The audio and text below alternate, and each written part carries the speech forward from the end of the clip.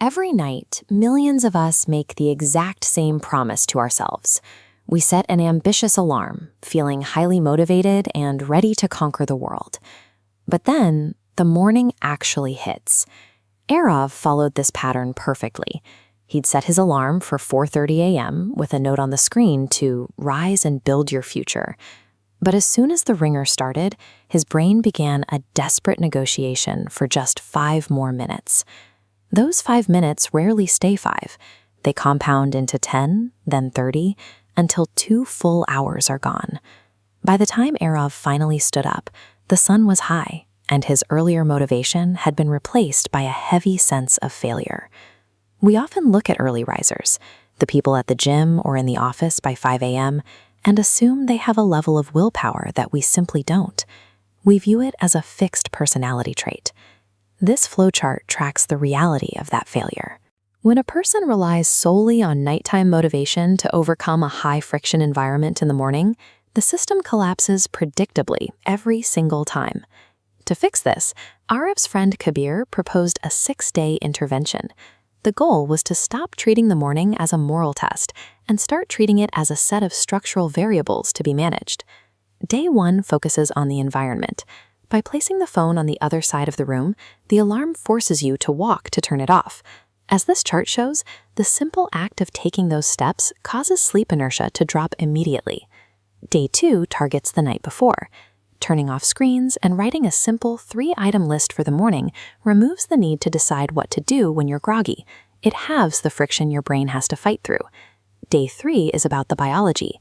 Drinking water, turning on the lights, and doing 10 jumping jacks effectively jumpstarts the nervous system.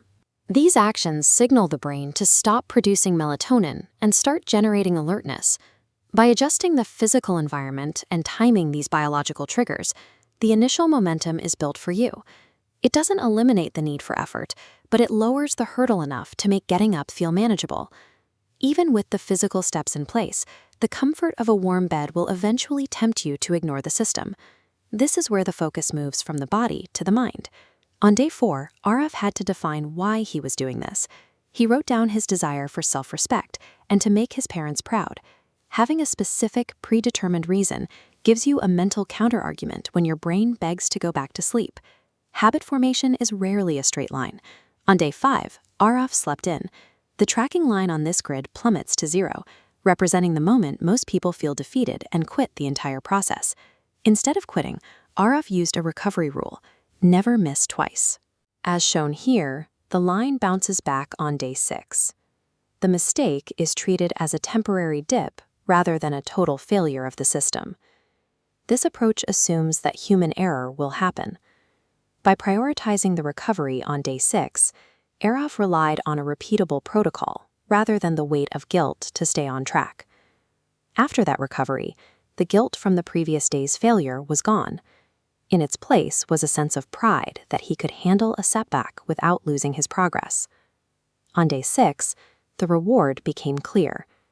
Drinking coffee on a quiet balcony as the sun rises changes the experience. The morning starts to feel less like a chore and more like a private, peaceful head start on the day. 20 days later, the habit became automated. Arev found himself waking up naturally, often before the alarm even sounded, as his internal clock synced with his new routine. This is the ultimate advantage of the system. While the rest of the world is still unconscious, Arev is already making progress on his goals in total silence. When you finally solve the structural problems of waking up, you stop fighting a daily battle with your own willpower. You gain the quiet, recurring power of a 3-hour head start on everyone else.